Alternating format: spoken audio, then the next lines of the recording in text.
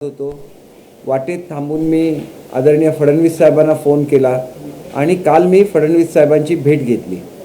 त्यांनी हे कबूल केलं की असं आपलं निश्चितपणे बोलणं झालेलं होतं आणि मी स्वतः भाषण करताना असं सांगितलेलं होतं की याच्यापुढे तुम्ही सर्वजण आमच्या बरोबर आलेला आहात। आपली सेना भाजपची युती झाल्यानंतर आपले जे पक्षप्रमुख आहेत त्यांच्याबद्दल आम्हाला सुद्धा आदर आहे।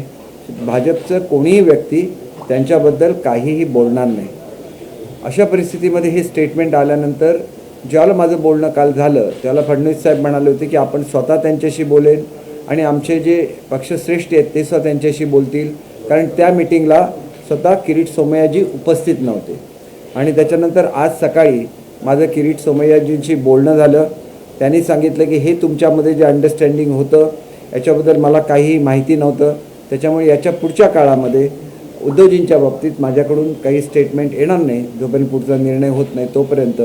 आणि माझी जी काही इतर लढाई इतर लोकांशी आहे, मग त्यांची ती संजय पांडेजींशी असतील किंवा अनिल परब साहेबांशी असतील, हे त्यांचं जे काय ते म्हणाले की ते माझे पूर्वीपासून जो चालू आहे त्याचं चालू राहील, पण सेना भाजप एकत्र येत असताना जे चांगलं वातावरण निर्माण झालं पाहिजे ते लक्षात घेऊन आपण सुद्धा याचं कसोशीने पालन करेल।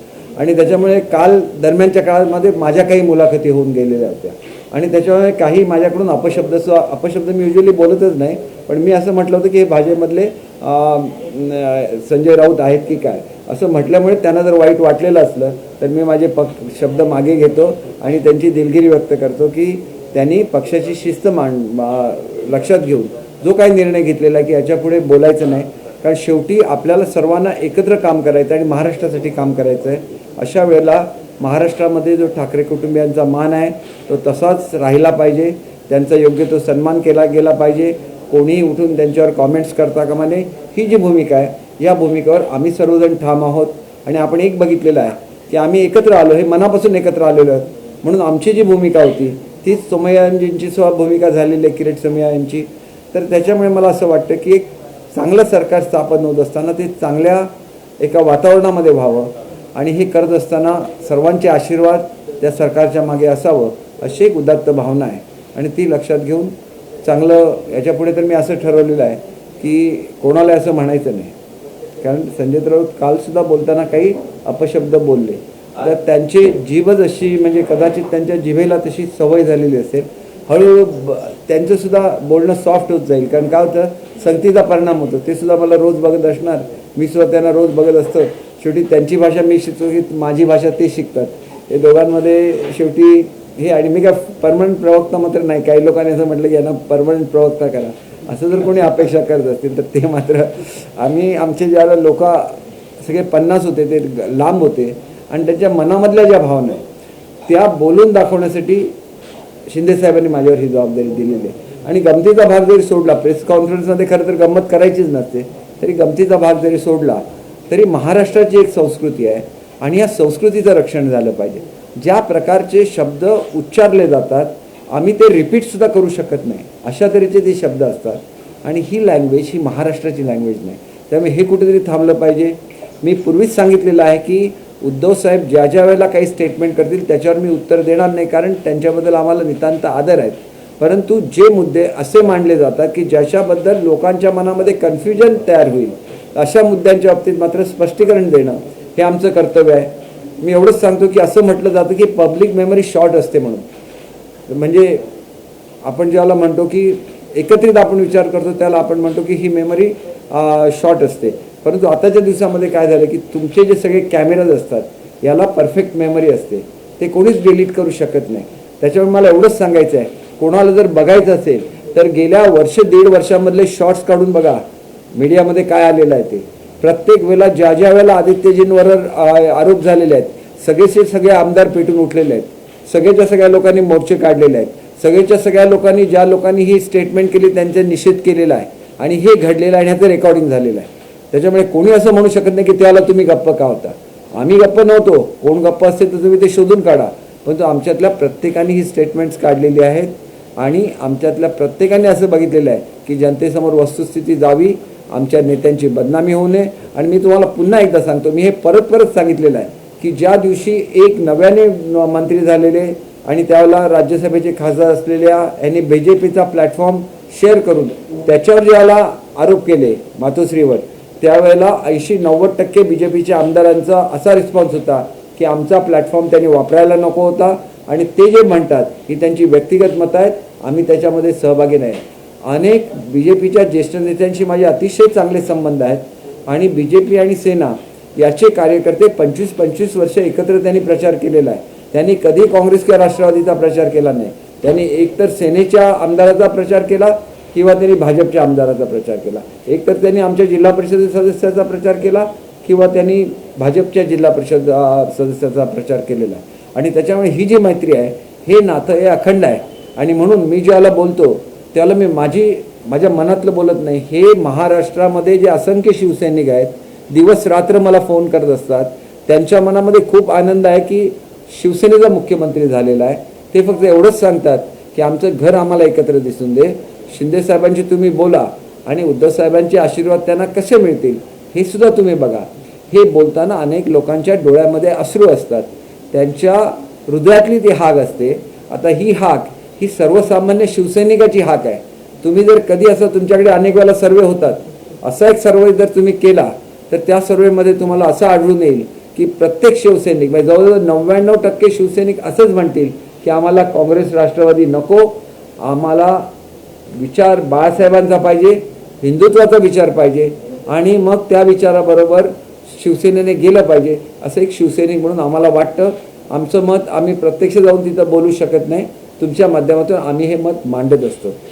एक असं आहे की पक्षचिन्हावर अजून कोणीच दावा केलेला नाही आहे. आमचं आता सुद्धा शिंदेसाहेब ज्याला दिल्लीला बोलवत होते त्यांनी सांगितलं की आमचा शिवसेना विधिमंडळ पक्ष आहे आणि या पक्षाचे नेते आहेत आणि त्याच्यामध्ये राज्य जे येतं ते विधिमंडळाच्या माध्यमातून हे राज्य येत असतं. त्याच्यामुळे सेना भाजपचं राज्य ऑलरेडी आलेलं आहे. मग हे सांगतात की तुम्ही दिल्लीशी बोला का म्हणतात.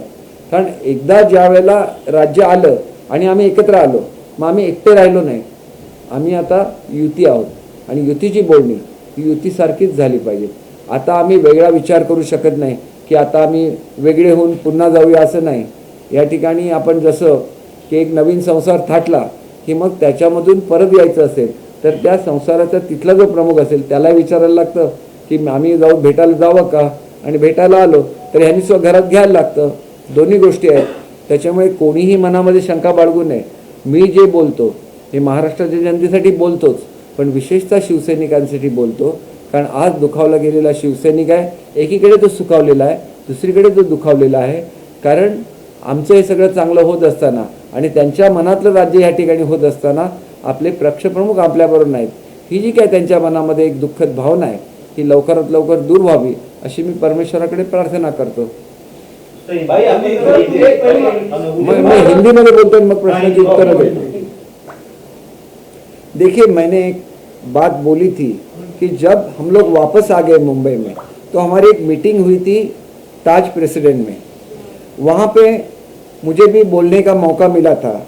तो मैंने ऐसे बोला था कि हम लोग एक अपना घर छोड़ के आपके पास आए हुए हैं. आप बड़ी पार्टी है तो मेरे जो साथी है, मेरे साथ जो 50 MLAs है, उनका साथ देना आपका भी काम है. और उसके साथ हम लोग जो आए हैं वो हमारे जो पक्ष प्रमुख है उनका मन तोड़ के हम लोग यहाँ पे आए हैं, क्योंकि एक कर्तव्य की ये लड़ाई थी. और इस कर्तव्य की लड़ाई के हमारे जो कुटुंब प्रमुख हैं उनका मन हमने भी दुखाया है. और आपकी तरफ से जो स्टेटमेंट निकलती है उससे वो और दुखी हो जाएंगे. तो आज ज़रूरी है कि उनका मन ठीक हो जाए, वो एक उनका आशीर्वाद हमें मिले. इसलिए हमको भी आपका सहयोग चाहिए. और बीजेपी के जो वरिष्ठ नेता वहाँ पे उपस्थित थे उन सबसे आदरणीय फडणवीस साहब ने बात की थी कि आगे चल के कोई भी बीजेपी का जो छोटा या बड़ा नेता होगा वो हमारे जो फैमिली के हम मुखिया बोलते हैं जिसको, जो उद्धव जी है उनके बारे में या ठाकरे फैमिली के बारे में कोई भी कुछ भी नहीं बोलेगा. ये उसी मीटिंग में तय हुआ था. अनफॉर्चुनेटली सोमैया जिसको हमने ये इसलिए डिक्लेयर नहीं किया था क्योंकि उस वक्त सब नेता वहाँ पे थे. लेकिन सोमैया जी ने एक प्रेस कॉन्फ्रेंस कल की थी जिसमें उन्होंने कुछ गलत शब्द यूज़ किए थे ठाकरे फैमिली के बारे में और मुख्यमंत्री, स्पेशली मुख्यमंत्री जी के बारे में. तो उसके बारे में परसों ये प्रेस कॉन्फ्रेंस हुई थी. उसी वक्त मैं शिरडी जा रहा था तो वहीं पे मेरी गाड़ी रोक के मैंने आदरणीय देवेंद्र जी फडणवीस साहब से बात की, उनको ये याद दिलाया कि ऐसे होने के बावजूद ये प्रेस कॉन्फ्रेंस हो रही है। तो उन्होंने मुझे बोला था कि मैं खुद बात करूंगा और हमारे जो पक्ष श्रेष्ठ है उनको मैं बात करने के लिए बोल दूंगा। और कल भी मैं आदरणीय फडणवीस साहब को मिला, मैं इसलिए मिला क्योंकि ये हमारी सबकी भावना है। अगर वो हमारे लिए आदरणीय है तो हमारी युति के लिए भी आदरणीय है, और आदरणीय मोदी साहब भी उन्हें अपना छोटा भाई मानते हैं। तो इस सब को ध्यान में रखते हुए जब ये बातें हुई तो आज सुबह मुझे किरीट सोमैया जी से मेरी फ़ोन पे बात हो गई और उन्होंने बोला है कि आगे चल के ठाकरे फैमिली के बारे में वो कुछ भी नहीं बोलेंगे ताकि एक अच्छा माहौल बने महाराष्ट्र में, और एक तरह से हमारी जो एक ये युति बनी है उसकी एक तरह से हर किसी का मन वो जीत रहे हैं। और मुझे ऐसे लगता है कि आगे चल के हमारे पक्ष प्रमुख का मन भी वो जीत लेंगे, सब लोग जीत लेंगे। और जो एक दूरी पैदा हुई है हम में, वो ये लड़ाई थी, एक कर्तव्य की लड़ाई थी। हम गए थे महाराष्ट्र की जनता के सामने और हमने वोट मांगा था सेना भाजपा युति के लिए, और वो वोट हमें महाराष्ट्र की जनता ने दिया था, वो किसी पार्टी के वर्कर ने नहीं दिया था, वो महाराष्ट्र के जनता का वर्डिक्ट है। तो उसका सम्मान होना चाहिए, और इसीलिए हमारी ये लड़ाई थी। जो भी ट्रीटमेंट हमें दी जा रही थी कि जो लोग पराभूत हुए थे इस लड़ाई में वो सत्ता में आ गए, और उन्हें ऐसा लगता था कि हम अब वापस सत्ता में आ गए तो हम ये शिवसेना को ख़त्म करेंगे और हमारा राज हम लोग लाएंगे। तो उनके जो मंसूबे थे वो कामयाब नहीं हुए, ये भी एक बात है। इसलिए जो भी लड़ाई थी वो हमारे लिए कुछ ऐसा नहीं कि वो जीतने के बाद हम लोग हैप्पी थे, हम लोग बहुत दुखी थे, हम लोग मन से दुखी थे। और मैं ये भी आपको कहना चाहूँगा कि जब हमारी पार्टी की मीटिंग होती है तो उसको हम लोग पब्लिश नहीं करते, लेकिन जो एक पोर्शन है जो मैं बोल रहा हूँ वो सच है या नहीं, इसके लिए मैंने बोला है कि उसकी जो क्लिपिंग्स है उतने ही पार्ट के वो क्लिपिंग्स आप मुझे दे दो, मैं उसको पब्लिश करूँगा। क्योंकि झूठ बोलना मेरी आदत नहीं है, जो भी है मैं मन से बोलता हूँ, सच बोलता हूँ। इसलिए उसके क्लिपिंग्स भी जितने जल्दी हो सके मैं आपको भी दिखा दूंगा, क्योंकि आप में से कोई भी वहाँ पे नहीं था। लेकिन वो जब आप देखेंगे तो आपको पता चल जाएगा कि हमारी क्या फीलिंग्स है उद्धव साहब के बारे में, ठाकरे फैमिली के बारे में। हम तो बाबा साहब के शिव सैनिक हैं, तो हम कभी मन में भी नहीं सोचते कि कुछ ठाकरे फैमिली के खिलाफ हो जाए। और ये भी सब जो चर्चा चल रही है कि हम लोग उनका चिन्ह छीन लेंगे, ये करेंगे, आज तो कोई इलेक्शन है नहीं, उसके लिए 2-3 महीने का समय है। और हर जो कुछ हो जाता है सबकी दवा समय होती है, समय के साथ घाव भर जाते हैं और समय के साथ लोग इकट्ठा भी आ जाते हैं। तो आज जो कुछ चल रहा है इसके लिए जो जिम्मेदार है, हमारे यहाँ जो हुआ उसके लिए जो जिम्मेदार है वही आज फ्रंट पे है, वही कुछ बातें कर रहे हैं और वो सोच रहे हैं कि हम इसको और बिगाड़ देंगे। आज जो इनके साथ पार्लियामेंट के सदस्य रहे हैं उनको भी हम लोग बाहर भेज देंगे, ऐसा भी सोचते होंगे। क्योंकि जब तक वैक्यूम क्रिएट नहीं होगा तब तक एनसीपी उसको भर नहीं सकती या कांग्रेस उसको नहीं भर सकती। तो मेरा ऐसे मानना है, चाहे वो सच हो या झूठ हो, प्रवक्ता तो वो है शिवसेना के, लेकिन वो अपने शरीर से शिवसेना में है और अपने मन से वो राष्ट्रवादी में है, इसलिए वो ऐसे बात करते हैं। ऐसे मेरा मानना है, सच है झूठ है मुझे मालूम नहीं है, ये कोई क्रिटिसिज्म नहीं है, लेकिन जिस तरह का बर्ताव वो कर रहे हैं आगे चल के वो बर्ताव ऐसा नहीं करे। हमारी तो आपके साथ जो लड़ाई थी वो खत्म हो गई। आप बोल रहे थे 20 लोग वापस आएंगे, 15 लोग वापस आएंगे, 10 लोग वापस आएंगे, कोई भी वापस नहीं आया। लेकिन देखिए जो गलतियां शिवसेना पार्टी जो हमारी पार्टी है कर रही है यहाँ पे, ये गलतियां क्या है, पहले तो शिंदे साहब को निकाल दिया और बाद में भेज दिया नार्वेकर साहब को उनसे बात करने के लिए। कर हमारी बहन है भावना गौड़ी जी, उनको निकाल दिया। 5 बार वो सांसद रह चुकी है, शिवसेना की वो पहली महिला सांसद है। तो ऐसे सांसद को निकाल देना एक वो महिला वर्ग का भी अपमान है, ऐसे मैं समझता हूँ। तो ऐसे जख्म मत बनाइए और फिर उस पर मरहम लगाने के लिए मत जाइए। आप सोचिए कि ये हमारे लोग हैं, इन्होंने हमारे लिए क्या काम किया है, और जो हमारा दर्द था वही आज हमारे सांसदों का दर्द है। वो बोलते हैं कि हमें इनके साथ काम नहीं करना है, हम लोगों के सामने गए थे मोदी जी का चेहरा लेके, हम लोगों के सामने गए थे उद्धव जी का चेहरा लेके, हम लोगों के सामने गए थे बाला साहब का चेहरा लेके, उनके विचार लेके। आज हम जनता के सामने कैसे जाएंगे? ऐसे मेरे पास कितने सांसदों ने बोला है और ये उनकी मन की भावना है, तो उस मन की भावना को समझना चाहिए। इतना ही मेरा कहना है। कितने सांसद किसके पास जाते हैं ये बहुत इम्पोर्टेंट नहीं है। और शिंदे साहब इसलिए सत्ता में नहीं आए कि तोड़फोड़ करना है शिवसेना में, वो अपने लड़ाई के लिए आए। आपने देखा है कि एक बहुत अच्छे आदमी, कल मैं एक हॉस्पिटल में था, मतलब मैं थाना में था, और उस हॉस्पिटल के वो प्रमुख थे, वो मुझे बोलने लगे कि जब शिंदे साहब का बर्थडे होता है तो 100 बच्चे इकट्ठा आ जाते हैं जिनके हार्ट वीक है, जिनको ओपन हार्ट सर्जरी करनी होती है, और वो 100 बच्चों की हार्ट सर्जरी हो जाती है।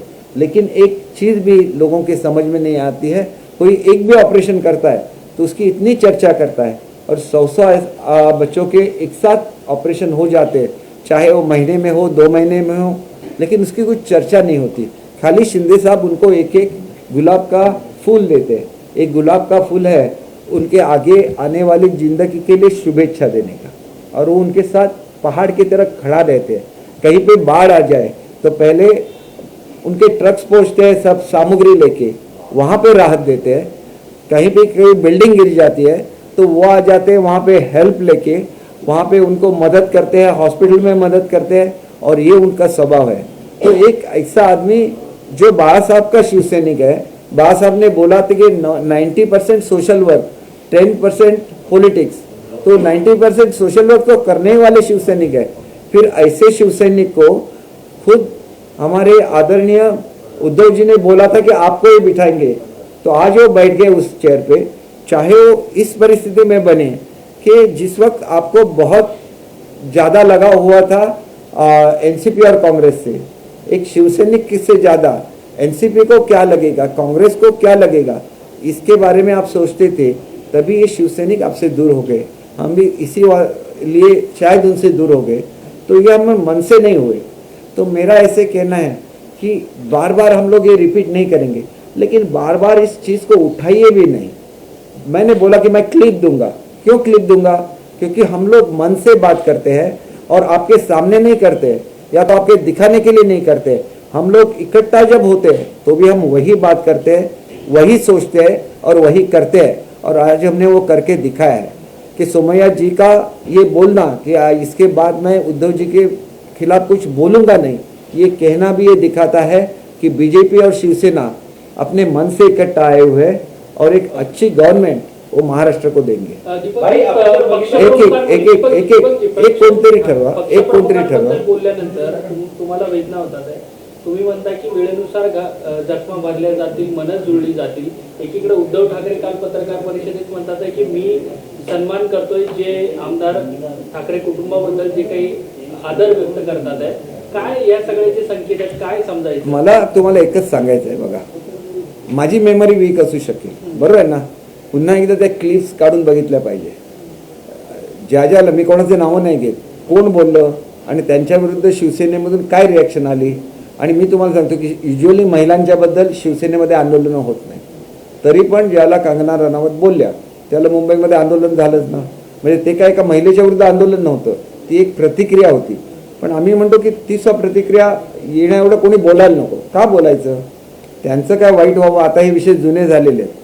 अनेक लोक जी बोलली त्या वेळेला शिवसैनिक रस्त्यावर आला, परंतु आज तुम्ही बघा त्या कंपॅरेटिव्हली आज शिवसैनिक सुद्धा विचार करायला लागलेला आहे। मुंबईतला, महाराष्ट्रातला शिवसैनिक किंवा खरोखर आज प्रत्येक शाखेमध्ये आदित्य साहेब जात असतील, मी आदित्य साहेबांचं नाव घेऊन म्हणून सांगत नाही, किंवा मोठे मोठे नेते जात असतील शाखेमध्ये, तर गेल्या 2.5 वर्षामध्ये कोणच गेलेलं नाही शाखेमध्ये। आम्हाला माहिती आहे ना, एखादा दौरा होऊ शकतो एखाद्या भागामध्ये, पण आज मी ज्याला जातो एखाद्या भागामध्ये त्याला शाखा प्रमुख साहेब येऊन मला भेटतात। मी काय जुना शिवसैनिक नाही, पण येऊन म्हणतात की एक शिवसैनिक महाराष्ट्राचा मुख्यमंत्री झाला, आम्हाला अभिमान आहे। हे ज्याला शाखा प्रमुख म्हणतो त्याला त्याचा विचार सुद्धा करणार की नाही? कारण मला आठवतं की मी ज्यावेळेला शिवसेनेमध्ये आलो आणि मी नव्हतो सुद्धा, त्यावेळेला शिवसेनेचे आमदार ज्याला काम करायचे त्याला बाळासाहेबांची स्ट्रिक्ट वॉर्निंग असायची की शाखा प्रमुखाची शिफारस असल्याशिवाय कुठलंही काम करायचं नाही, आणि म्हणून तो शाखा प्रमुखाला महत्त्व प्राप्त झालं, तो मोठा झाला। आणि असाच शाखा प्रमुख एक बसला आज महाराष्ट्राच्या खुर्चीवर. कदाचित कडवट प्रसंग आले असतील हो, मोठ्या माणसाने मोठी मनं करायची असतात आणि ते विसरून जायचं असतं असं मानणाऱ्यापैकी मी एक आहे. मी काय कोणाला ॲडवाईस देण्यावर अजिबात मोठा नाही. मी तुम्हाला अगदी पुन्हा पुन्हा सांगतो, मी प्रतिनिधित्व करतो. ज्या 12-12:30 वाजता मला ज्यावेळेला एखाद्या महिला शिवसैनिकाचा फोन येतो, जिचं वय वर्ष 72 आहे, जी नऊवारी साडी नेसून माझ्याकडे मंत्रालयामध्ये यायची आणि ते म्हणाले की आम्ही 5, 7, 8, 10 बायका टी व्ही बघत होतो, तुमचं बोलणं ऐकून आमच्या डोळ्यामध्ये अश्रू आले.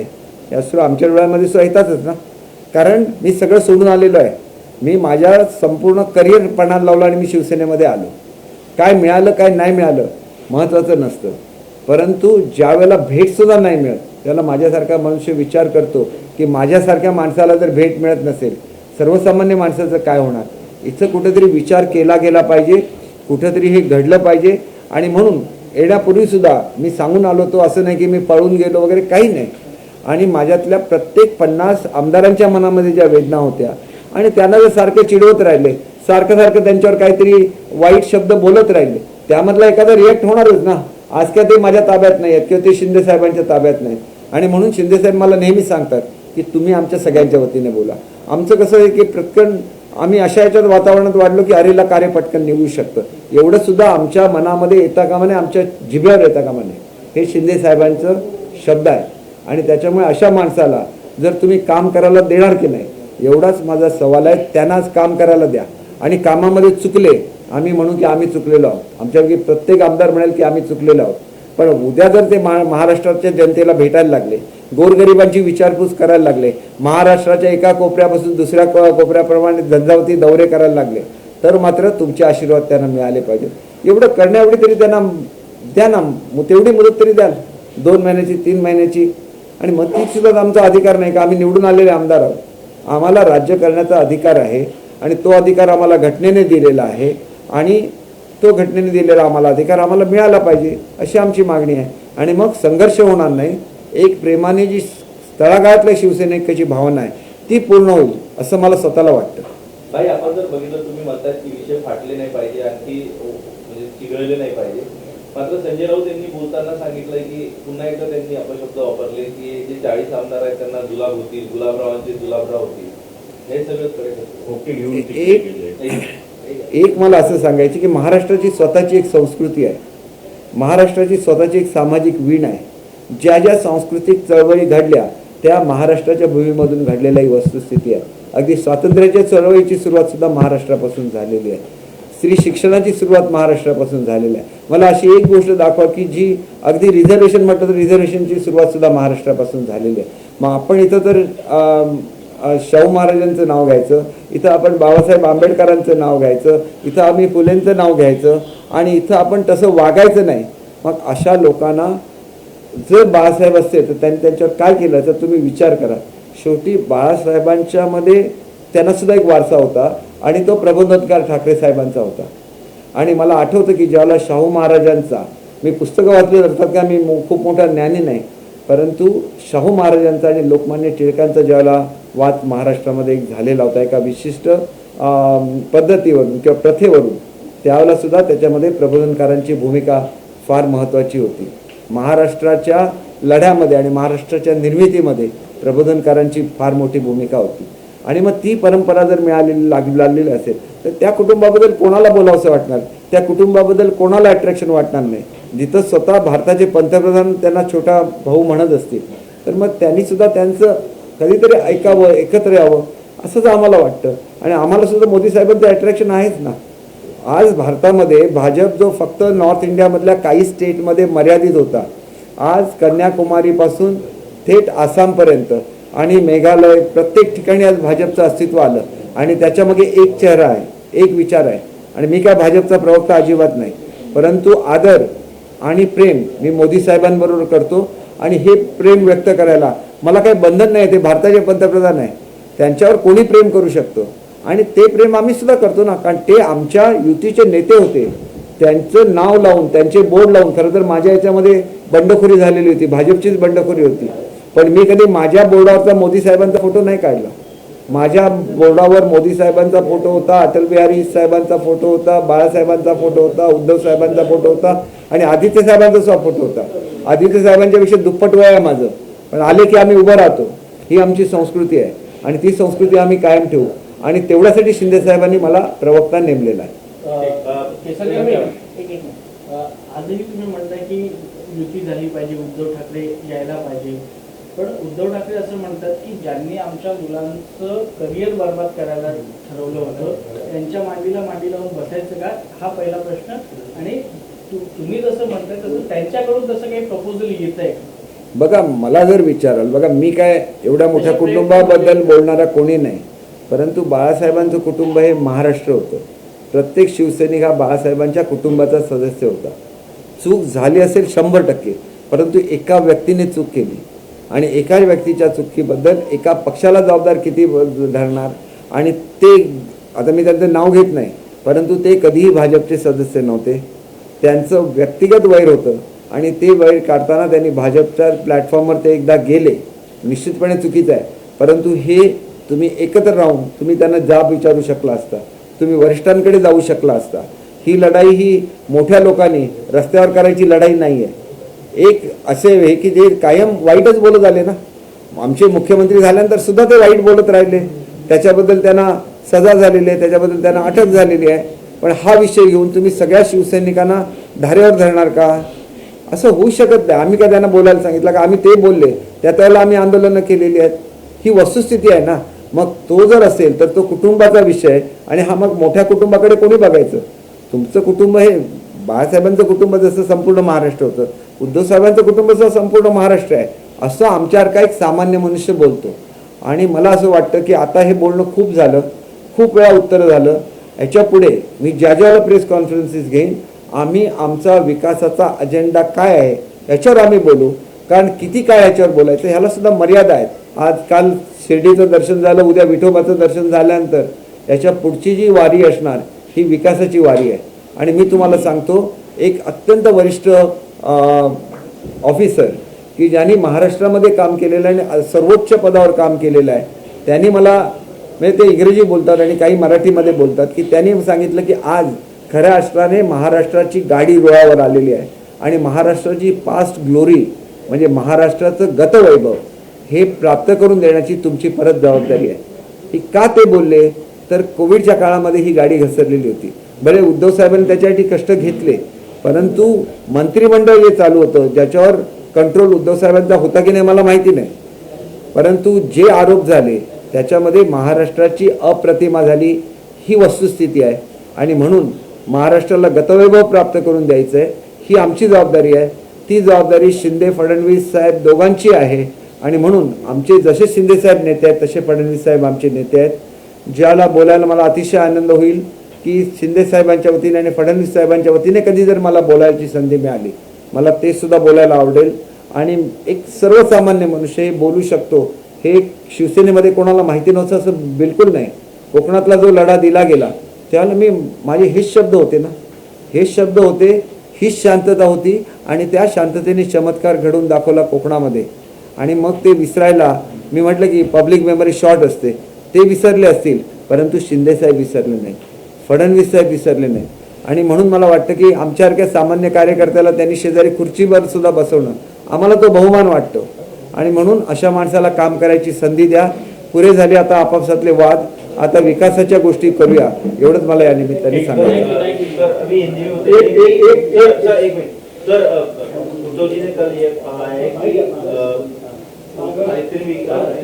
उनके बीमारी का फायदा उठाया गया, जब वो उनकी सर्जरी हुई थी तब आप लोगों ने उनको तकलीफ दी, विश्वासघात किया. नहीं, ये तो लोगों को भड़काने का काम है. देखिए, वो जब बीमार थे, जब वो हॉस्पिटल में थे, तो किसी ने भी कुछ भी बात नहीं की थी. इतनी भी बात नहीं कही थी कि जब कोई बीमार हो जाता है तो उसके वो अपना जो डेप्यूटी होता है उनको चार्ज देता है. तो महाराष्ट्र के एक भी आदमी ने ऐसे नहीं बोला कि आपने अपना चार्ज क्यों नहीं दिया. किसी ने बोला था क्या? तो कौन उनके खिलाफ गया, कौन उनके बीमारी के दरमियान उनके खिलाफ गया? मेरी समझ में बात नहीं है. ये खाली भड़काने का काम है शिवसैनिकों का कि वो शिवसैनिक, वो बाला साहब ने बनाए हुए शिवसैनिक है, ऐसे मुझे लगता है. मैं तो नया शिवसैनिक आ गया और मुझे लगता है कि मैं आ गया तो वो बाबा साहब का नाम सुन के, महाराष्ट्र की तरफ उनका जो लगाव है वो सुन के मैं यहाँ पे आ गया, और जिन्होंने जो नौकरियाँ दी है मराठी बच्चों को, उसके लिए मैं आ गया शिवसेना में। तो मेरा काम तो ये करना ही करना था कि एक सांस्कृतिक, अगर आपको ये करना है, महाराष्ट्र की संस्कृति को कायम रखना है, तो एक लड़ा देना पड़ता है। ये मेरा काम था, जो शिंदे साहब ने मुझे दिया हुआ काम था। मैं ऐसे सोचता हूँ आज एक अच्छी तरह से ये काम पूरा हो रहा है, तो आगे चल के महाराष्ट्र का विकास हो। और मैं कोई सरकार का प्रवक्ता तो हूँ नहीं, जब तक शिंदे साहब बोलेंगे तब तक उनकी तरफ से मैं आपसे बात करता रहूँगा। अगर वो कल जाके सरकार के जो प्रवक्ता होंगे वो ऑफिशियली आपसे बात करेंगे और आपको सब इन्फॉर्मेशन देंगे। कि संजय राउत ने नासिक में कहा कि एकनाथ शिंदे साहब आज जहाँ दिल्ली में गए हैं तो वो शिवसेना के नहीं, वो तो बीजेपी के मुख्यमंत्री है और बीजेपी के ही मतलब आला कमान के इशारे पर चलने वाले मुख्यमंत्री हैं। देखिए, ये ऐसी बातें नहीं करते, शायद उनको मालूम नहीं है कि खुद उद्धव जी भी गए थे पीएम साहब को मिलने दिल्ली में, कहते हैं नहीं, आप ही बोले ना, वो खुद गए थे, तो उनके बारे में ऐसे बोलते तो आज तो वो शिवसेना से बाहर निकल गए होते, उनको दिखा देते कि क्या होता है शिवसेना। तो वो ऐसे बोलते रहेंगे। और देखिए, संजय जी के बारे में बोलता रहूँगा तो आगे चल के मेरे भी संजय हो जाएंगे, ऐसे मुझे लगता है। तो इससे कम बोलना ही अच्छा है। और आज भी बोलते वक्त कुछ भी मुझसे गलती हो गई तो मैं इसके लिए माफ़ी चाहूँगा। और सोमैया जी के लिए मैंने जो वक्तव्य किया कल कि वो इनके जैसा बर्ताव करते हैं संजय राउत के लिए, इसलिए उनका मन दुखी हो गया होगा, उसके लिए मैं उनसे क्षमा चाहता हूँ।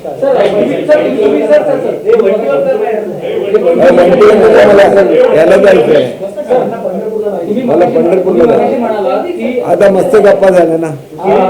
किरीट सोमय्या हे आता अनिल परब त्यांच्याबद्दल बोलत राहतील। कुठे मी सांगितलं असं? मी कुठे सांगितलं? मी असं सांगितलं की त्यांची जी लढाई आहे, ते जे कोणाबद्दल बोलतात ते त्यांचं चालू आहे, त्याच्यात माझा काही संबंध नाही।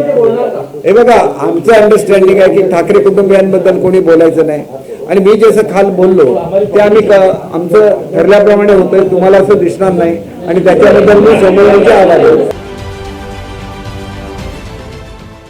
देश विदेशातील प्रत्येक घडामोडींचे लाईव्ह अपडेट मिळवण्यासाठी आता साम टीव्हीच्या सर्व सोशल मीडिया प्लॅटफॉर्मला लाईक, फॉलो आणि सबस्क्राईब करा।